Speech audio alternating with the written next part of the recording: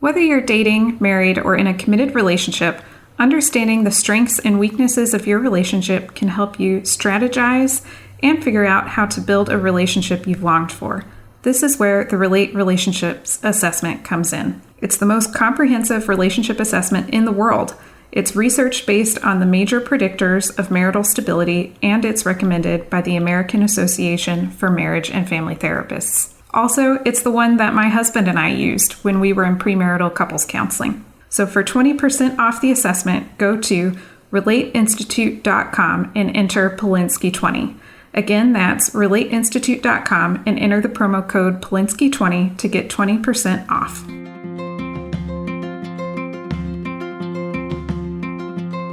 Welcome to the Communicate and Connect podcast for military relationships with your host, Elizabeth Polinsky, a military marriage counselor. If this is your first time listening to the Communicate and Connect podcast, please take a second to go rate, review, and subscribe to make sure you get all our future episodes. We also really want to know what it is you love about our podcast, and if for some reason you're not loving it, we want to know that too, because we're committed to providing the best quality content to help you improve your relationships.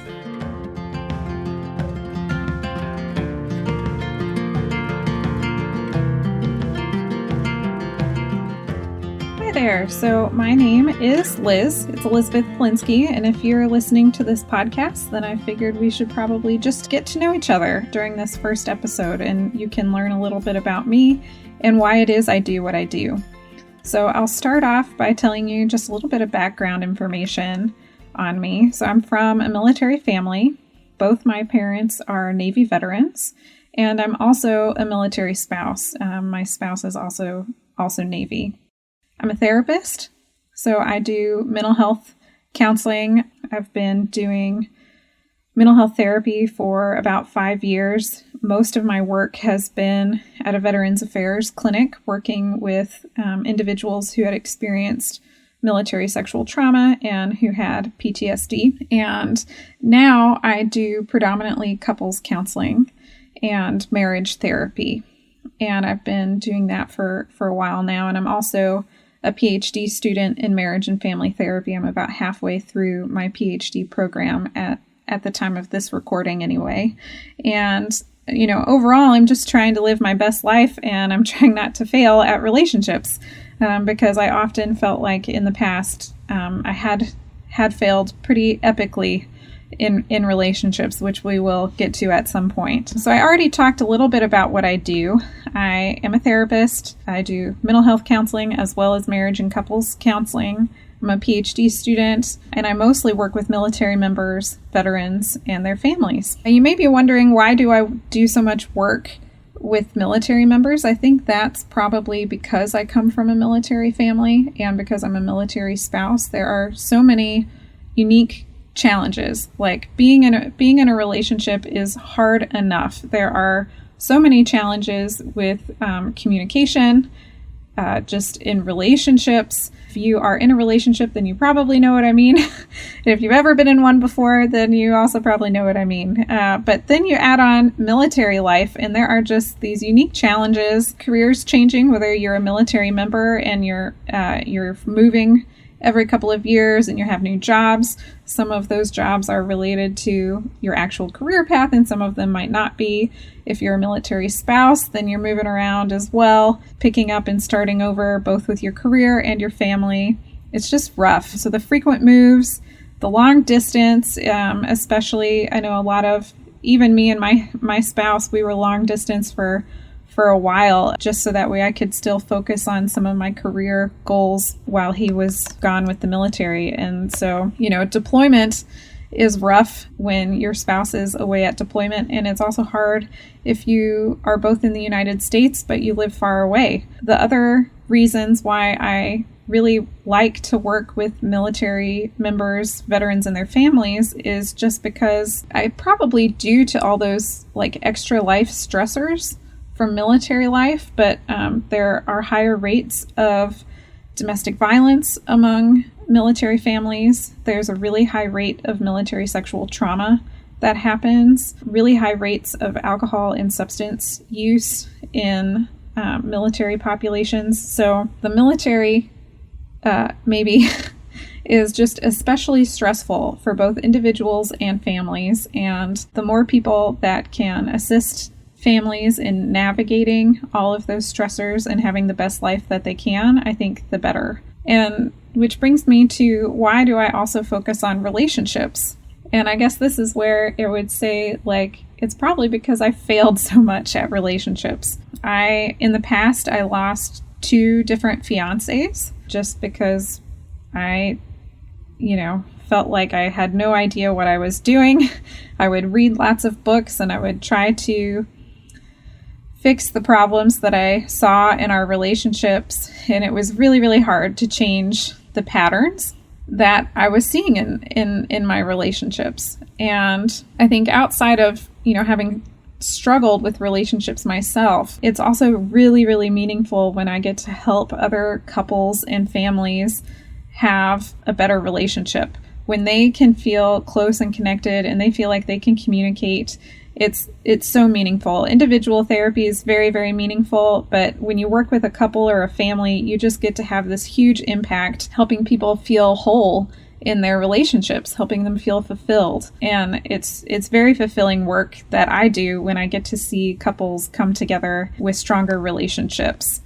The other part of that is that maybe like some science is that when you help a marriage be stronger or a couple relationship be stronger, it promotes growth. Like, even if I never work with any of the kids, if I just help the couple in a family, it can trickle down into improving kids' lives. And then in that way, you're actually helping generations learn what it is to have a healthy family dynamic, to have healthy romantic relationships, what good boundaries look like, how to communicate. And so it's just a very comprehensive way to help someone in their life. It's just something I'm so passionate about, really, really enjoy it. Like I said, I lost 2 fiancés and it was really, really hard to become aware of my own relationship patterns and go about figuring out how to change it. And I am so grateful for my previous therapists that I had, and then the ones that motivated me to become a therapist myself, and the other therapists in my life who mentored me along the way to really help me, one, be able to help other couples and other relationships, but also be able to learn how to have a healthy relationship for myself. Part of why this is so important is because we all need relationships in order to thrive in life. And when people don't have meaningful, close, connected relationships with others, they end up having a lot of problems. Loneliness, I often say that loneliness is the silent killer, because when we feel lonely, we have more health problems, our life expectancy is lower, and what is even more painful is if we're in a relationship, and if I'm in a relationship with someone else, and I'm still feeling lonely in the relationship, then that can be excruciating like nothing else can. I guess I'm just trying to say relationships are so important and we need them to thrive. And I have been there and I have felt that pain of my relationships falling apart in front of me and having no idea what to do to make them work, to help them grow, to help them heal. And it was excruciating for me when I lost those relationships. I think the other part was, at least in my case, and what I think is probably common across the board, is there's sort of a lack of training in relationships. In my high school and in my middle school, I didn't learn, anything about how to have healthy relationships, and my own family upbringing did not have very many great role models. In fact, it wasn't until I was 16 that I actually saw a relationship where I was like, wow, that is the type of relationship that I want. I didn't even know that could exist. And so I think, there are a lot of us out there who haven't had great relationship role models, who never got the education or the training or any sort of like relationship skills to really know what to do to have the best relationships possible. Going off of that note, well, I guess I kind of already said that. So like my parents divorced I said I didn't really have good role models until I was 16. My parents were in the Navy, and that had some unique challenges related to that. It was very, very, very hard not having my dad around because he was gone with the military so often. One of the things about what we learn in families and why improving relationships and being really intentional about learning how to improve relationships, why that's so important is because when I haven't had role models and I haven't had sort of like education or training on how to have good relationships, we can often be sort of doomed maybe to repeat the same patterns as our parents and repeat, or it's not even always our parents, it's just the environment that we grew up in. If you didn't grow up with your parents, or even if you did grow up with your parents, but there were a lot of other people around, the types of relationships that you see around you are often the templates for what you learned relationships were supposed to look like. And a lot of people come to me when they start working with me and they tell me, I never wanted to be like my parents in this way, or I vowed I wasn't going to do that, and now I find myself doing it. And that's because that's the template that we've all learned is, it's whatever was around you growing up is the template that you learn and the script that you have for your relationships. The other part is that people will often repeat their same patterns in relationships. And I know this is definitely the truth for me, is that as I was going through my various relationships that I had before I was married, I was often repeating the exact same problems in each relationship, even though I was reading a lot of books and I was trying to change things. I was working really hard to change things, and the same patterns kept on happening. I really want to help people not get stuck in patterns like that. They don't have to be destined to just recreate the patterns from their family or fall into the same types of patterns that they see their friends or other people fall into, or even the same patterns that they've been in terms of relationships over and over and over. There is science out there to help, the science of relationships and the science of romantic love, that I want to sort of be able to disseminate to people and help people understand it and apply it to their lives so that way they really can have the best relationships possible. I think something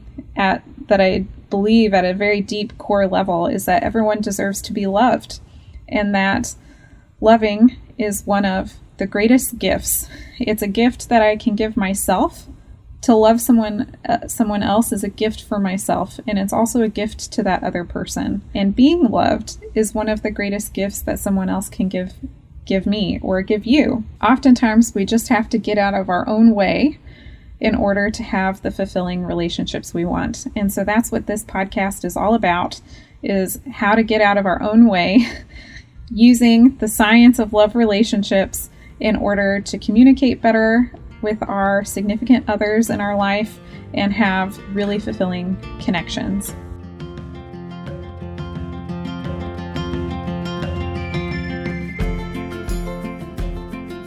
I hope you enjoyed today's episode. If so, please take a second to go rate, review, and subscribe so you get all of our future episodes. Make sure to check out the show notes to sign up for our free 10-week relationship email course.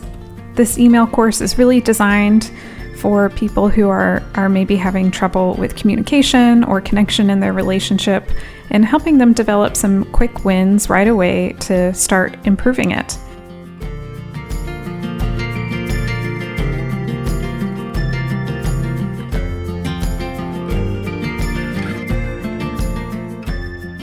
While I am a therapist, this podcast is for educational purposes only and is not considered therapy.